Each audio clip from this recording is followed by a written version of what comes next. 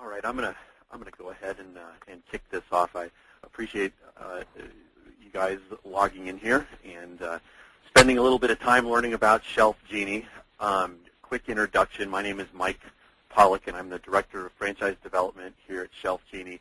And I'm going to take you through the next 30 minutes, really an overview of the ShelfGenie opportunity. I'm going to touch on a couple of the high points. I'm going to talk a bit about why we've been doing and our owners have been doing so well really in this economy, and we'll talk about kind of next steps. If this sounds like something that's intriguing and you'd like to learn more information, we'll really map out what the next steps. I can call it pause, pass, or play. If it's something that is of interest, we'll go through what the next steps would be. A little bit of history about the company. ShelfGenie started in 2000, so we've been around for a while. We are a manufacturer, and we've been building glide outs since then. It actually started.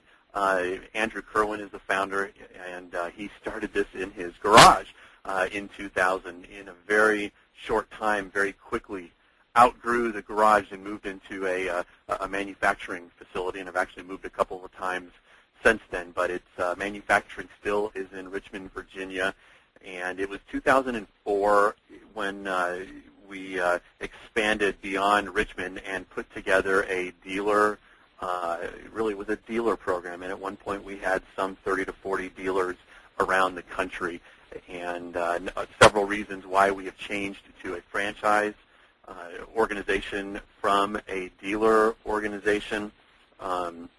Really, most of it had to do with branding, and we'll talk a little bit about that as well. But there's a lot of methods of expansion, and using franchising as our method of expansion is what we chose primarily, so the branding message throughout the country is consistent, whether it's Miami or California or anywhere in between. We started the franchise program in 2007.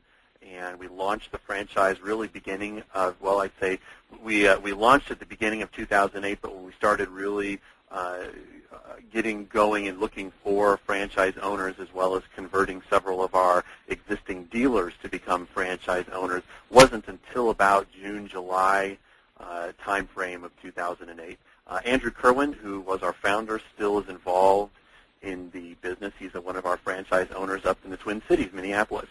Currently, we have 25 franchise territories in operation, and we're going to talk a little bit about just territory sizes and what have you, and what our expectations are as far as growth plans. But at the end of the day, our territory sizes are extremely, in our opinions, pretty darn large. And even when most of the country is sold out, we're only looking at having somewhere in the neighborhood of, when I say major metro areas sold out, we're probably looking at somewhere in the neighborhood of 200 franchise owners. So we're not looking for 200 franchise owners in Texas or in Illinois or in New York. It's going to be really 200 franchise owners nationwide. And we're really looking for the right fits as far as franchisees go. I'll talk a little bit more about that here shortly. Real quick overview of the business. Business model and business description. If someone asks what it is that we do, we really we're a manufacturer providing more space, easier access, better organization. Those are the three kind of bullet points often when we go into a customer's home. Those are the three questions we'll start with. What's most important to you? More space in your kitchen or bathroom or garage, easier access to your stuff, or better organization. We are being a manufacturer, and again, we still manufacture in Richmond, Virginia. We have no national franchise competition in our space, and the reality is we have very little competition in our space at all. We've got most of what we run into as far as competitors around the country are small woodworking shops or small one- or two-man distribution folks that we call a man in a van, but there's no one really with any significant market presence. So we're in a pretty nice spot. Overhead, it's a home-based business, very low overhead. In fact, we've turned just about every cost into a variable cost, and I'll touch on that here in the next couple of slides. But being a variable cost, we actually, owners can have a very slow month but still be profitable. In fact, they can be just as profitable during a slow month as they were during a really busy month, percentage-wise.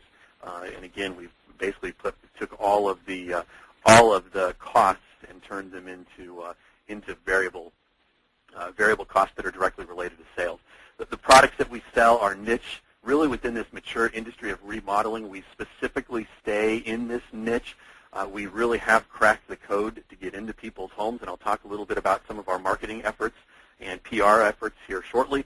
But we've cracked the code to get into people's homes, and one of the questions we get asked are, why don't you start offering other services and products, basically vertically integrate? And we specifically stay in this niche because of all of these other disciplines, from cabinet refacing to countertops to flooring to painting, very competitive in nature. Within our space, not very competitive. In fact, in most cases, companies that you would think might be competitors, such as closet companies or cabinet companies or even general contractors or building contractors, you think they might be competitors, but really they become outstanding referral partners and lead sources. In some cases, they become customers.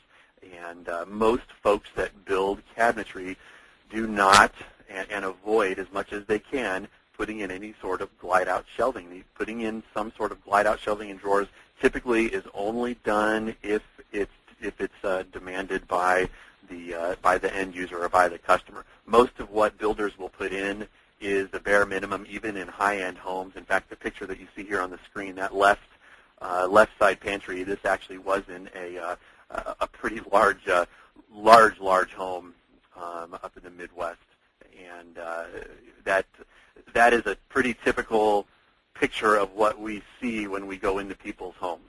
Is kind of not enough space to put everything. You try and put as best you can the small things on the front and the big things in the back, such that you can somewhat grab the big things in the back. And what we do is turn it into what the picture there looks on the right.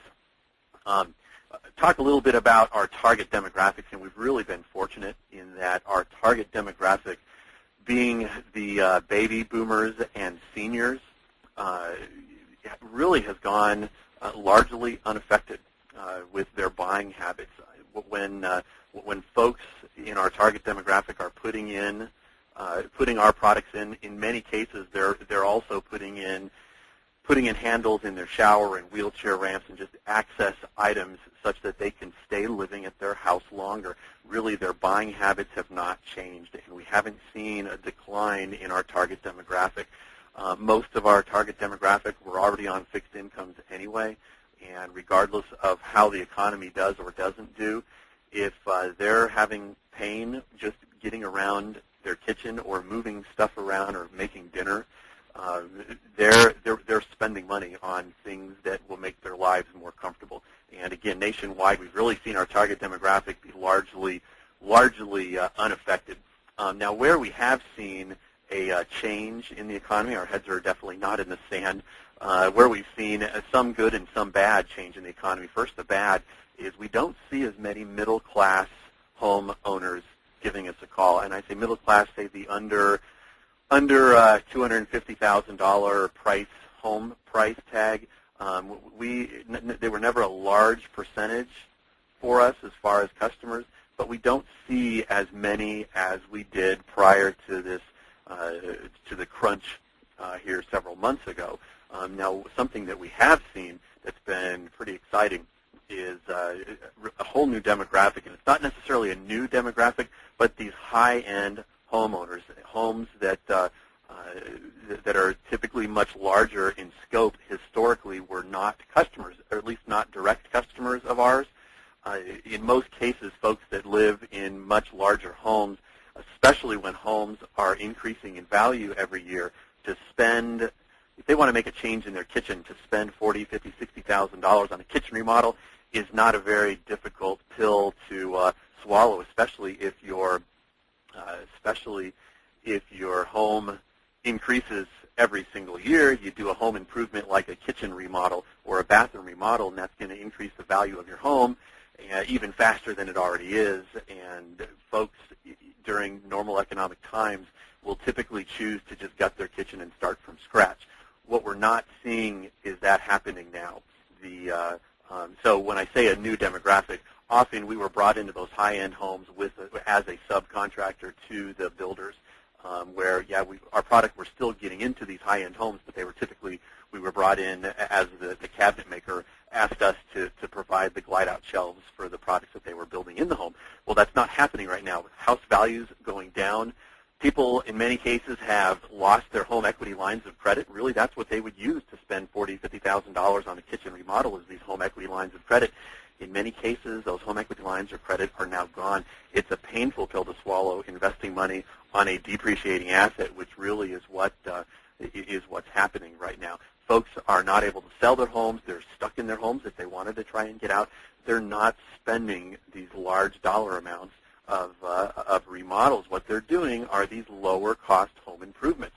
If you are in the building industry, or contracting industry, and you talk to folks out there that are doing well and those that are struggling, the ones that you hear are struggling are the general contractors, the folks that are in, say, garage type of improvements, or even in the closet industry. They've run into to a bit of a snag. It's very much a luxury item for folks in those industries. But if you talk to the countertop companies or the cabinet refacing companies or some of these lower cost home improvements, they really haven't skipped a beat.